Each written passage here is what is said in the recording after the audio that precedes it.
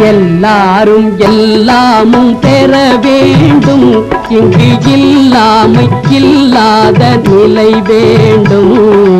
எல்லாரும் எல்லாமும் பெற வேண்டும். இங்கு இல்லாமை இல்லாத நிலை வேண்டும்.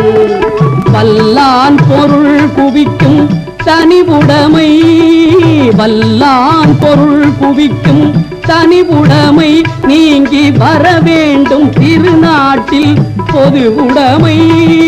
வல்லான் பொருள் குவிக்கும் தனிவுடைமை நீங்கி வர வேண்டும் திருநாட்டில் பொதுவுடைமை. எல்லா